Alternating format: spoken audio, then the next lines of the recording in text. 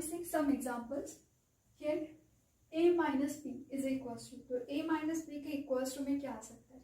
Now here to solve this example we use the definition. So it is a collection of element such that it is a member of set A and x is not the member of set B.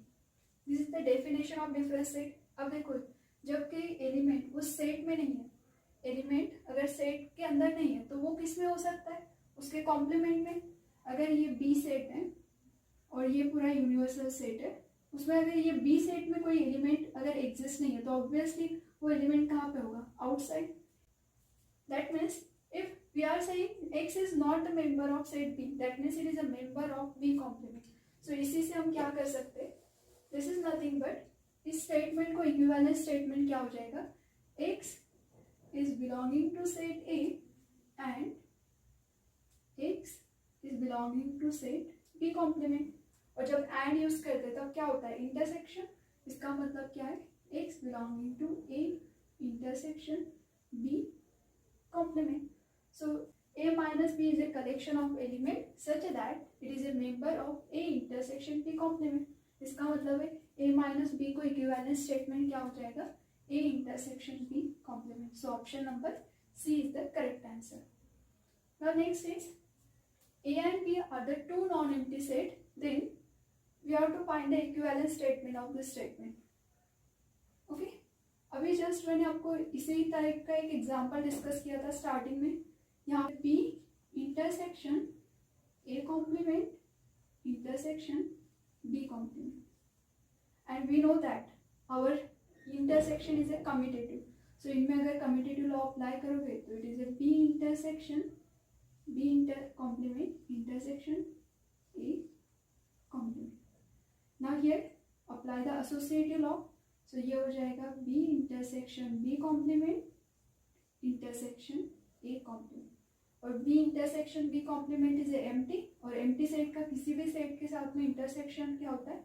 Empty by the identity law. So correct answer is option D. Now next is consider the following equations. अब इनमें से आपको क्या करना है? Which of these are the correct? So multiple choice का question समझो कि कौन से दो इसमें से करेक्ट है. So here A minus B, A में से B का पार्ट हटा देना. अगर A और B में कुछ एलिमेंट कॉमन होंगे तो हम उसको हटा देंगे. So कॉमन एलिमेंट मीन्स क्या रहता है? It is a intersection. So here A minus B, that is nothing but we are subtracting the element from set A which are also the member of set B.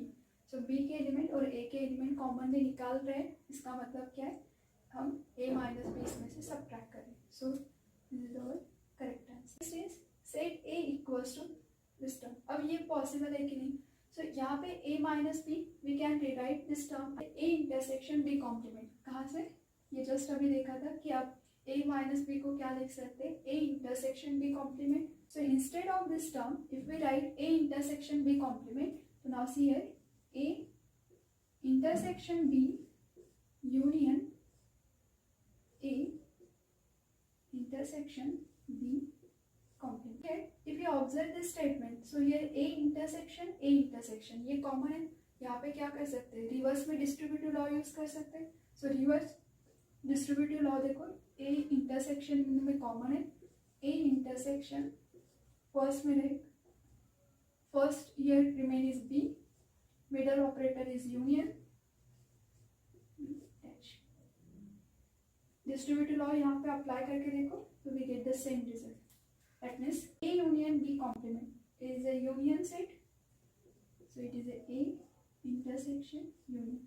And किसी भी set का intersection अगर union के साथ में रखते हैं तो we get our original set, that is A.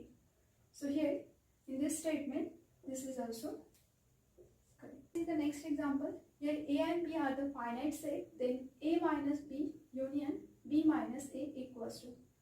This is actually definition of symmetric difference. So here we know the Venn diagram of this term, and Venn diagram of this term is, it is nothing but suppose this is set A, set B, और इनमें क्या हो जाएगा? जो common part छोड़ के जो remaining part है सेट A और सेट B का, this is our shaded portion. So corresponding to remaining sets हम अगर वेन डायग्राम से ऑब्जर्व करते हैं तो now here A union B में से ए का पार्ट जस्ट स्किप कर रहे हैं. So here this is our set A, set B. A union B that means दोनों शेड सर्कल के अंदर शेड आएगा और उसमें से ए पार्ट का शेड निकाल दोगे. तो ए पार्ट का शेड अगर निकाल दोगे तो ये कंप्लीटली सेट ए आउट हो जाएगा. So this is our B part is shaded. So ये इस डायग्राम के साथ में सिमिलर नहीं. So skip this term. Now see this one.